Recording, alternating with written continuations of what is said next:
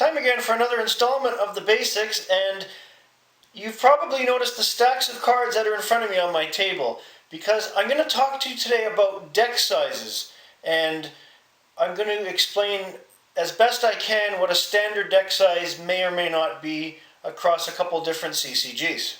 So let's get started.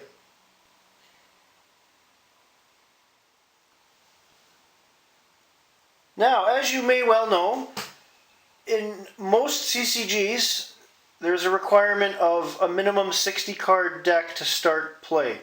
Now, the only problem with that is that's just a rough guideline. 60 cards in a deck does not cut the mustard, so let me explain how some of my decks are set up. So, my Klingon deck for Star Trek at CCG has 73 cards. There are 16 dilemmas, which is a little low, but there's a reason behind that for the type of deck it is. And there's 40% personnel, because in this deck I only have a few ships and I need more personnel per ship to attempt missions.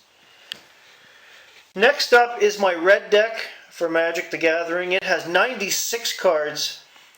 35% of that is mana. And as I've stated on previous shows, 30-35% is your happy medium for the amount of mana you need in a deck. Now, this is a power deck, so it depends on a lot of cards that I can bring out quickly using that mana to disrupt my opponent.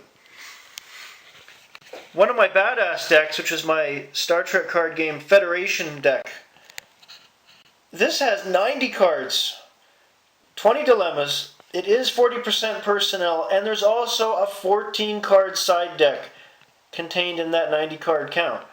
Now, I don't use side decks in every deck that I construct, but in this one it's important because this is, again, a power deck. Aside from the side deck in the main draw deck, there are a lot of power cards.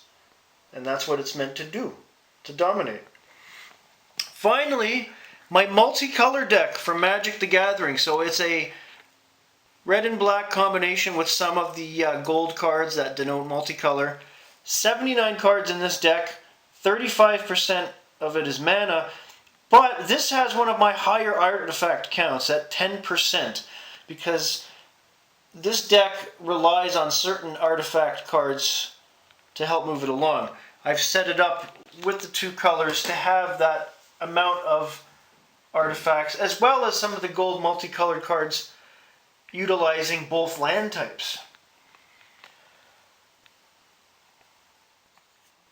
The fact of the matter is that when you're constructing a deck, no matter what CCG you're playing, 60 cards is not enough. It's a guideline. When you open the rule book, it says a minimum of 60 cards. You have to go above and beyond 60 cards.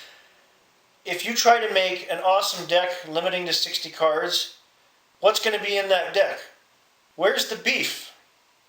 You're not going to have anything in that deck or enough of it to make a difference. So play around with your numbers. You want to be between, I want to say, 75 and 90 cards realistically. That's all for today. Have a great day, everybody.